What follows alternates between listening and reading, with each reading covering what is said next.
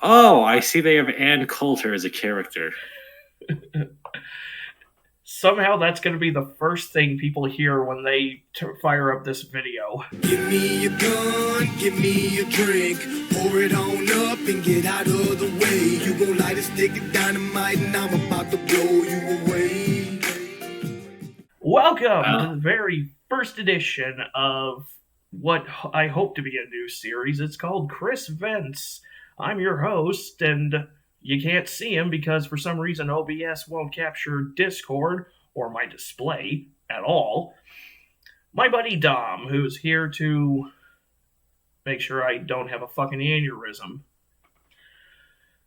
So the movie we're talking about today, The Insurrection, from, well, this is a 2020 mistake from writer, director, editor, cinematographer, and composer Rene Perez. Yeah, he's a Renaissance man. Yeah, he's like if Robert Rodriguez was shit. So the best way to summarize this movie is what would happen if somebody who watched way too much Alex Jones just happened to come across John Carpenter's They Live and thought, too subtle, way too subtle.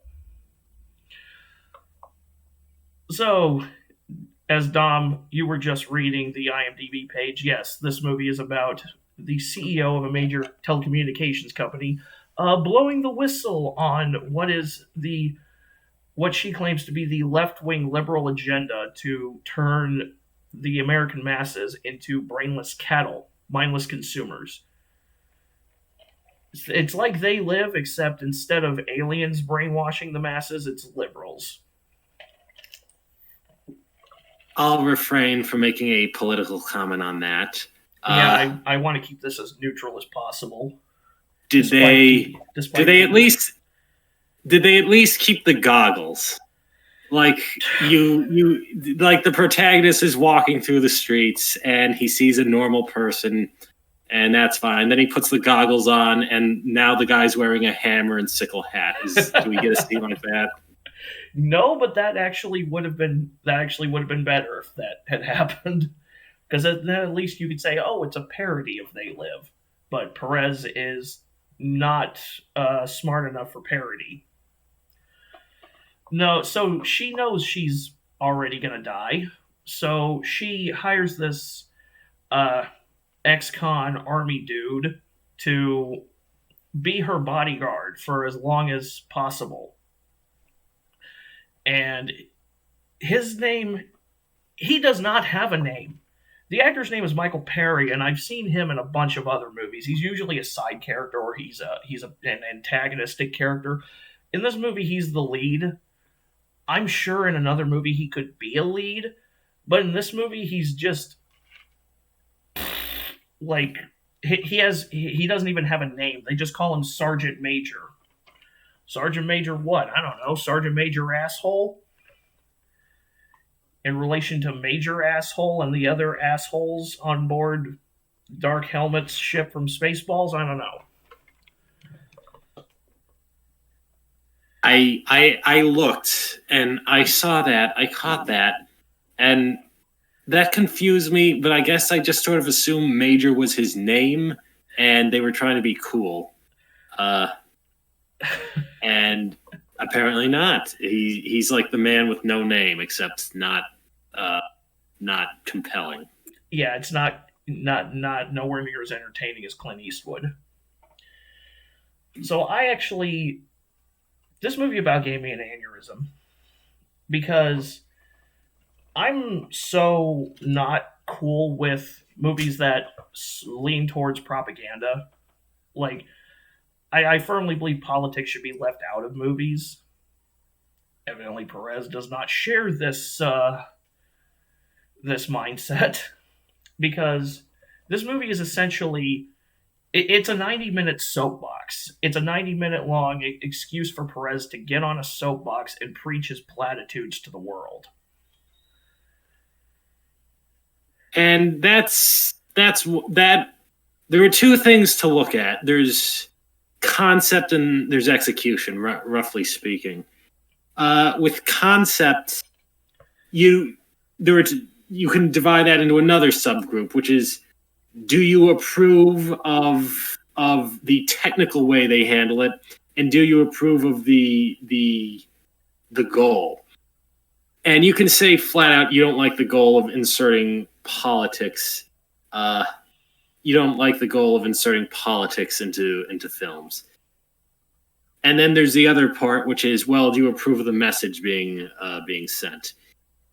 Then when you get to the execution, it's think technical stuff, acting, writing, special effects, and so on. Triumph of the Will, the Nazi propaganda film from the 30s, is actually considered to be a very well done film on a technical level. I hate to say this, but Birth of a Nation, the pro-Ku Klux Klan film, the 1910s, was also considered to be a good film in a pure technical sense. So it's not like being an idiot propagandist means you can't make a good film on that level. But I'm going to assume that you're not going to say that, oh, I thought it was heavy-handed and preachy, but it was very well designed, it was well plotted. I get the feeling it's going to be something else.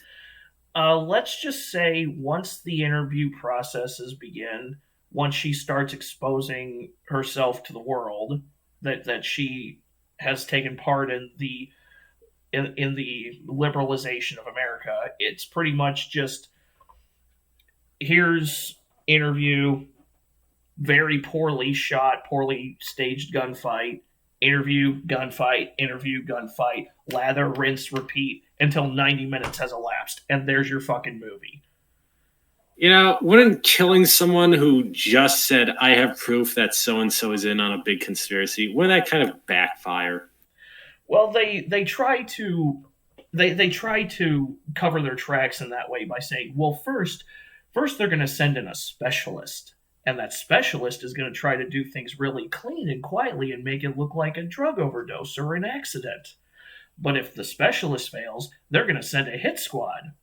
But hey, the upper elites supposedly have the power to sell that this person was totally not murdered by a hit squad, and the media will push that story hook, line, and people will buy it hook, line, and stinker because Rene Perez thinks 300 million plus people are fucking morons. Well, no, I won't go there. I don't know about that. That gives me flashbacks to that old Simpsons episode where Mr. Burns is trying to assassinate Grandpa Simpson, and he begins by trying to put poison in his dentures, and that fails. Then he tries to disguise himself as family and then assassinate him after a visit. That fails. And then they just resort to bursting into the retirement home and machine gunning the place. Except when the Simpsons did it was actually kind of funny. So you wouldn't say this is a so bad it's good kind of movie. It's just a so bad it's really bad. This makes any of Uwe Boll's video game movies look like Tommy Wiseau, the work of Tommy Wiseau, like that level of fascinatingly bad. And for the record, Dom's a big fan of The Room. Oh, yes. I'm the world's only unironic fan of The Room.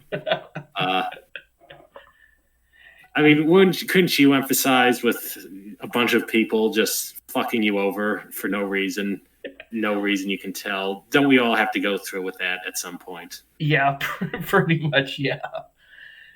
But yeah, it's like Perez. So I actually wrote down a whole slew of the talking points she spits out, and it reads like a hard-right Facebook page. It reads like a 21-year-old trying to sound like Ben Shapiro, and it just turns into old man screaming at the clouds. Oh, let's hear. Okay. Don't get your panties in a bunch, YouTube. This is just I'm reading shit off from the movie. So, the first thing out of this Ann Coulter lookalike's mouth is that the government is using a plague to usher in a one world government, a one world centralized government. This movie was released in April of 2020, so can you figure out which plague she's talking about? When did development begin? Maybe it was just a weird coincidence, or was this really? Well, I've seen interviews with Perez, and he said outright that he only gets 4 months to produce a finished product. So he has a month of pre-production, 2 months for filming, and 1 month to edit and put the music in. I see. Although all right, that's entertainingly tasteless. Go on. Yeah. So even though with this movie, I have a feeling it was shot over a week, and I'll get into why I think that later on. So yeah, I already touched on supposedly the upper elites of government have the power to make a full-scale assault totally not look like a full-scale assault. She claims that the presidential election is a tool used by both parties to keep the masses divided. She states that banks are used to turn people into, and I quote, debt slaves. That's pretty standard fare. Oh, the two-party system is a fraud. The banks control everything, man. I just love the way you said that. Thank you. A direct quote. The ruling class puts operatives like me in positions of power. We use movies and TV shows to push the left-wing liberal agenda. When she said that, I laughed so hard I fell off my futon. Well... Like, who talks like that? Who talks like that and gets a job in media? You gotta have more pizzazz and finesse than that. I mean, I couldn't come up with something on the fly, but if you gave me a minute or so, I could probably think of a more artsy way of putting that. Yeah? Yeah, I think my 12-year-old nephew could come up with something better than that. She claims that that Hollywood dumbs down the public to make them apathetic and easier to control. Well, did you see the sequel trilogy? I only saw Force Awakens. I think that's all you need. It's okay. We'll give him 1 point for that. Claims movies and TV are loaded with propaganda. Now, depending on which movie you're watching, you might have an argument there. This movie, for example. Uwe Boll's Rampage trilogy, for example. Especially 2 and 3.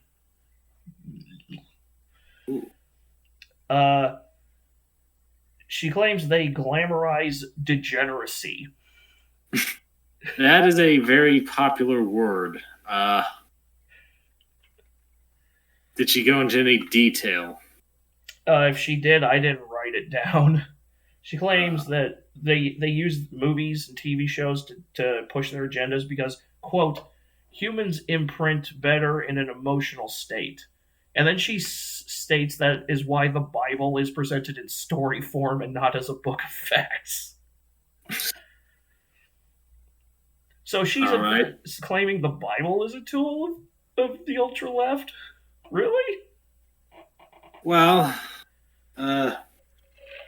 we've heard some pretty bog standard pseudo psychology.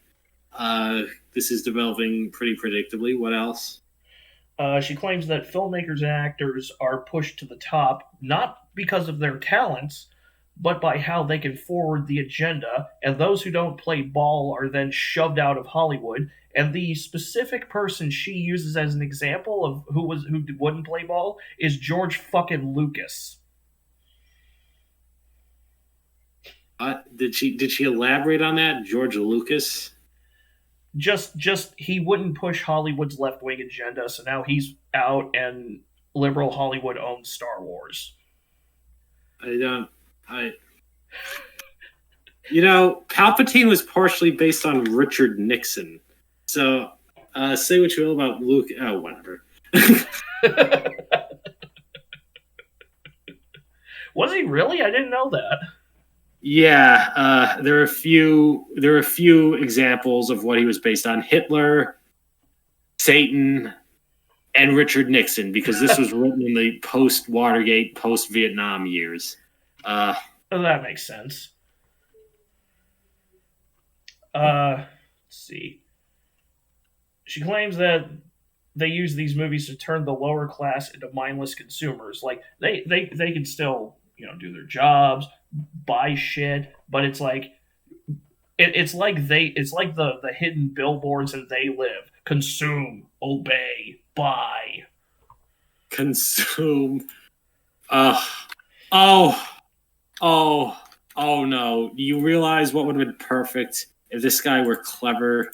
You know what he could have put in the movie for the consumption thing? Doesn't ask questions, just consumes product, then gets excited for next products. Thinks watching comic book movies is doing politics. Political views appeal to no one other than other consumers.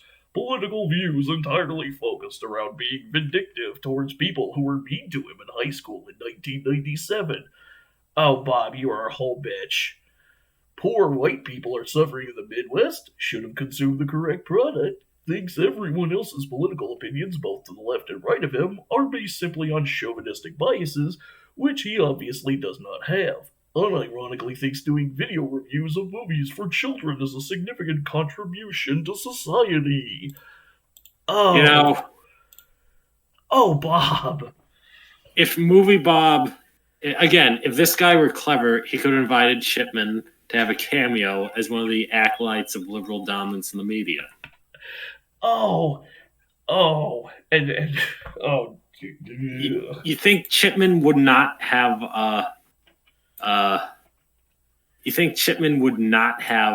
agreed to that just because he doesn't like the politics of the movie? He would have.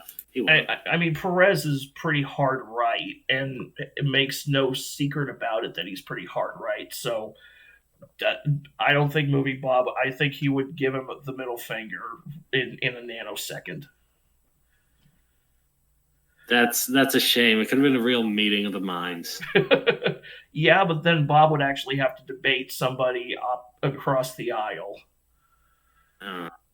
And, well... So, she claims that movies aimed at males are made to...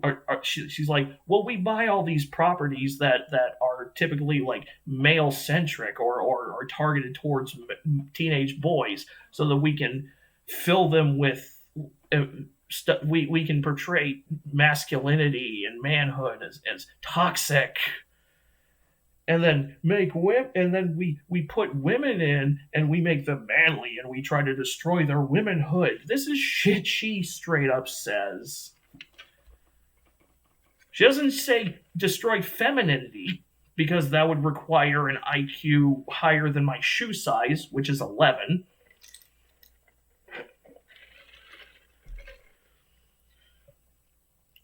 And the best way she claims that they keep men ignorant is through video games, alcohol, and porn. One out of three. Other than the first one, those other two. Other than the first one, those things have been around for a while now. And then, lest we forget, there's a metric shitload of female gamers out there. Two of them happen to be my sisters. Fuck you very much. Well, did they go into detail on which video games are doing it? No, it's just all video games. Like fucking Pat Robertson wrote this fucking movie. Like Tetris? Is Tetris doing it? I don't know. They never name drop anything. They just say mind-numbing video games.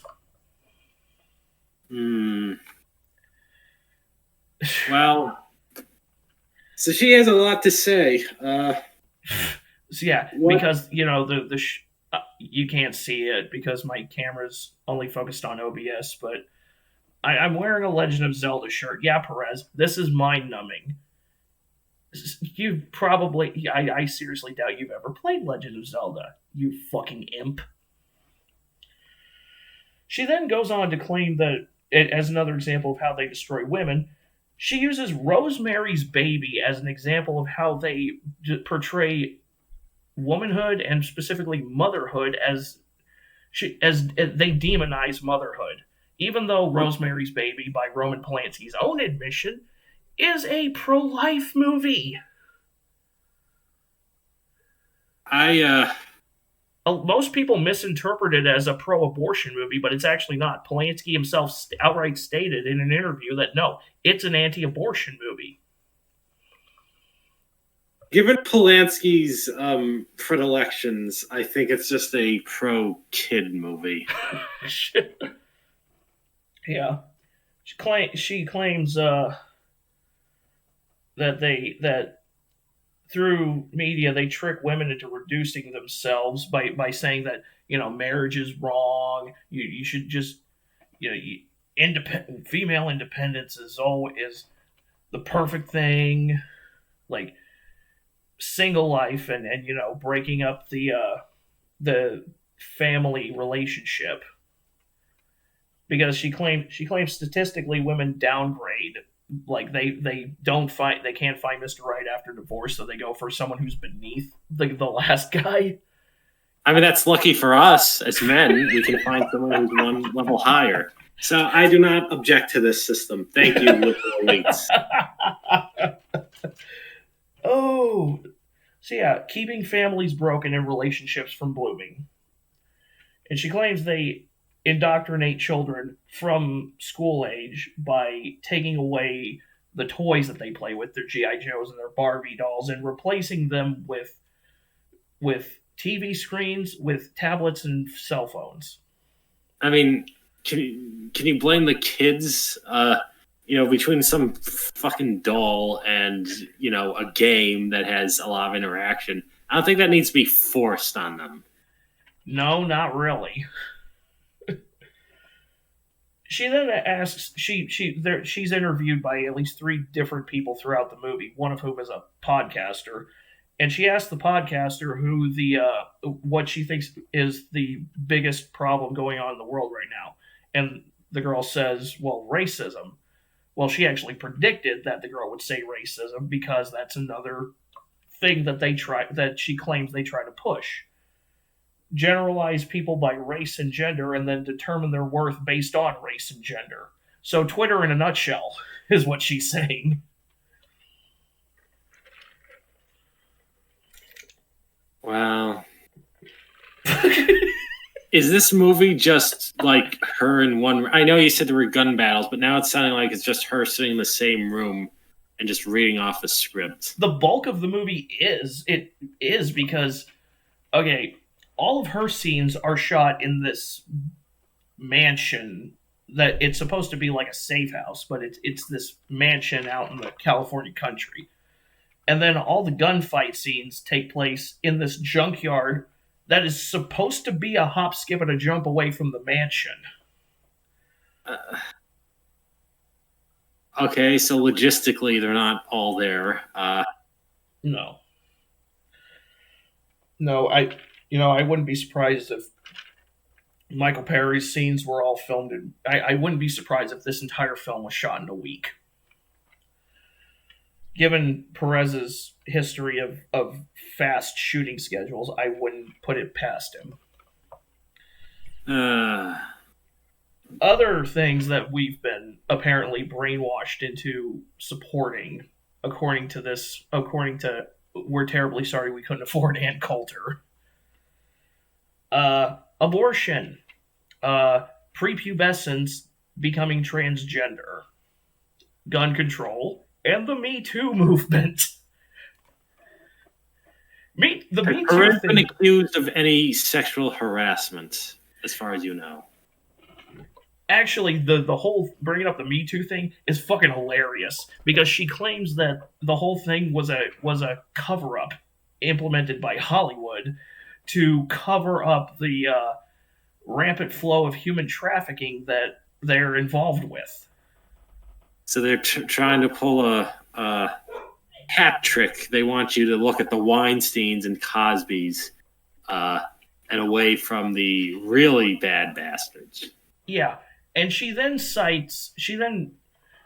gives us an example of like there, so many young starry-eyed girls go to Hollywood looking for that one big break and voluntarily sleep with these producers hoping for that one big shot, and it's like, well, you sort of kind of right. Well, no, that's just right. That is what happens. But you don't need a big expose for that. Everybody knows that. Yeah. We're way outside of Hollywood, and we know that. Yeah. And if we know that, then... Ugh. She then brings up a story of a certain girl who went to Hollywood, went to a producer's hotel room for an audition, and was scooped up, drugged up, whored out, and was found dead 2 months later. And this scene specifically stuck out to me because she then brings up a missing persons flyer with a girl's face on it, and the bottom area where the contact information is, if you have any information about this person, call 555 blank blank blank. That entire contact number is blurred out. So blurred out? Wait, blurred out by the move in universe or out of universe? Like, it looks like Perez just threw it in during editing. Well, then the whole reason you use 555 is because there are no real phone numbers that begin with that, so you can't get in trouble. So why do both? Why blur it and add a 555? Because I don't think that was a missing persons flyer he printed for the movie. I think that was a real missing persons flyer. I can't prove it because I wasn't there. I'm not associated with the movie in any way. But why else would they blatantly blur out that number if not for it being a real missing persons flyer? So he's so lazy he can't even just spend literally less than 60 seconds typing something up and printing it. That, considering how many movies this guy puts out per year, are you really that surprised? Maybe he just doesn't have the time. For context, people who aren't familiar with Perez, this guy shits out. No, I mean literally has shit out 25 movies since 2010. Literally? How else would you describe it? She does use the line, people use insults when they can't have a civilized argument with facts, which, again, Twitter in a nutshell. Well, sometimes I resort to sometimes you just resort to insults because it's fun, not because you don't want to, not because you can't debate, but because you don't want to. Yeah. Some people just deserve to be insulted. Yeah, so Knott and Coulter actually has a sound motivation for doing this big expose. And that is, her family was killed, her entire family, her husband, her daughter, her mother, were killed by a drunk driver. Said drunk driver happened to be a follower of hers. So this girl was propagandized by her. And so she feels completely responsible for it. And she wants to die exposing her employers because she figures they're already going to try to have her killed because her family's dead. They don't have any leverage against her now. Oh. So, does she end up dying in the film? Spoiler alert, yes. Oh. Okay, so it is like They Live, where he dies but brings down the conspiracy. Yes, except in They Live, you actually gave a fuck about Roddy Piper. Because he was actually a semi-likable character. And So all of this is occasionally interrupted by gunfights. Now, the thing about the gunfights is, okay, Perez, I don't like his movies. This is probably his 7th movie that I've seen so far. I just like to use him as an example of how not to write. The gunfights are so poorly put together.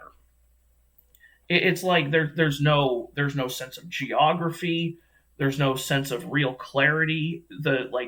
It'll be like camera is facing Michael Perry and he's looking for cover, or he's walking out somewhere, or he's aiming his assault rifle or his shotgun somewhere. Then it'll be profile shot of bad guys. They'll exchange, and each character will have like a profile shot of them exchanging gunfire, but you can't tell how far they are from each other, how close they are from one another.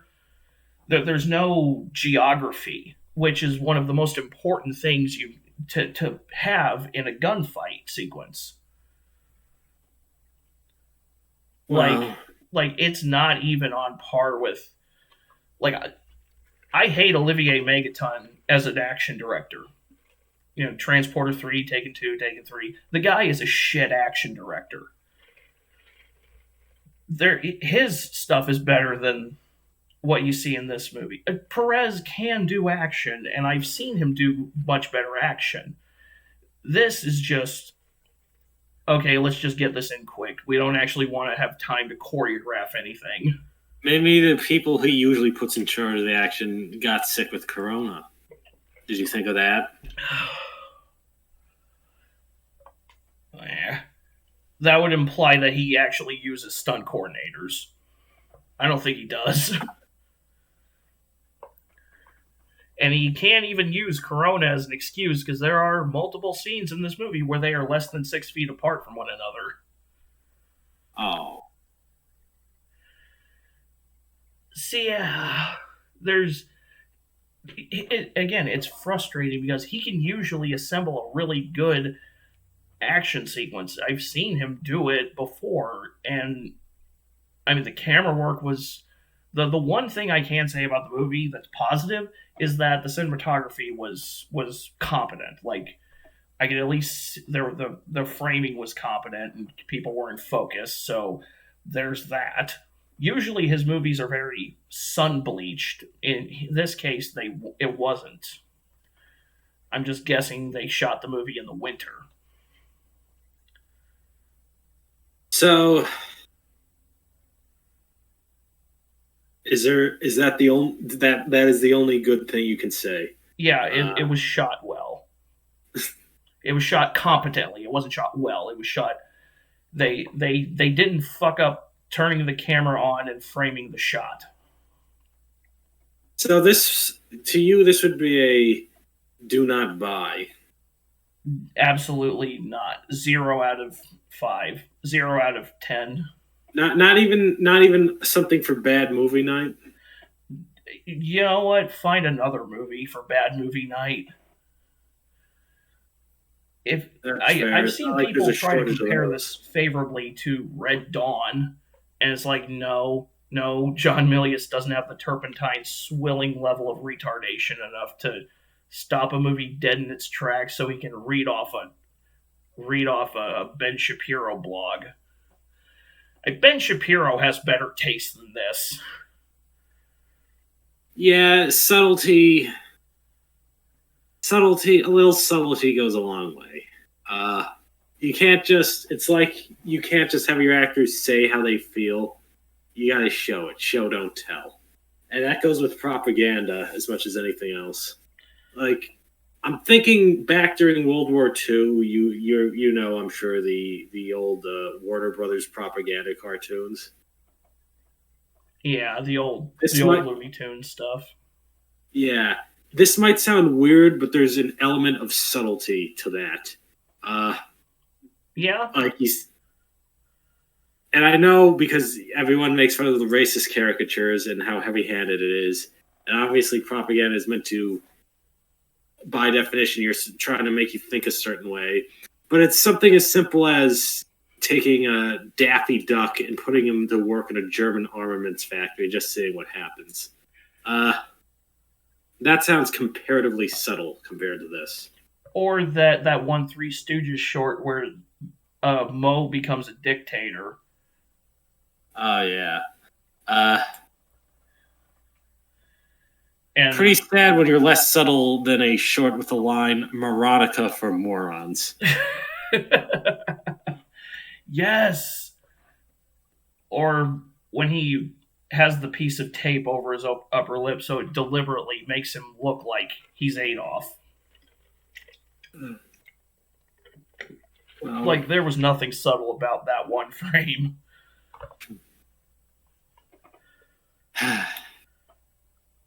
So yeah, that's the Insurrection. That was a waste of a few bucks of my dollars on Amazon Prime, and that was a waste of 91 minutes of my time. Perez, fuck you. In every orifice, from every angle, with every available object within reach. Well, that's...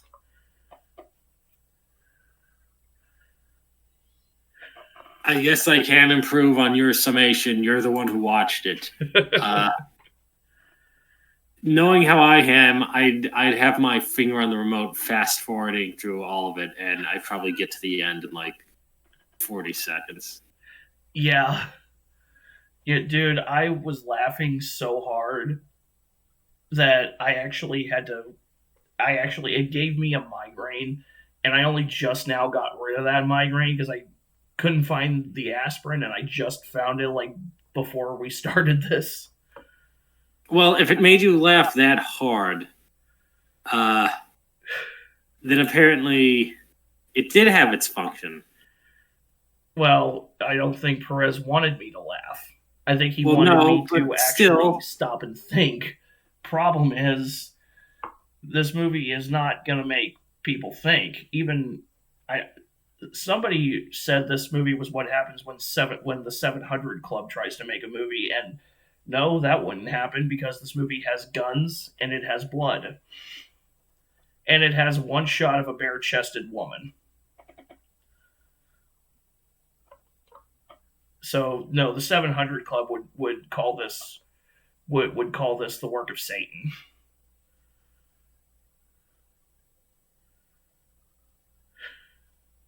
With all evidence leading in one direction, I concur heartily with all your statements and say that if you do want to try to convince somebody of something, be a bit more efficient than making a 90-minute long slog fest. Yeah, well, I think that summarizes all of his movies that I've seen so far. Slogfest.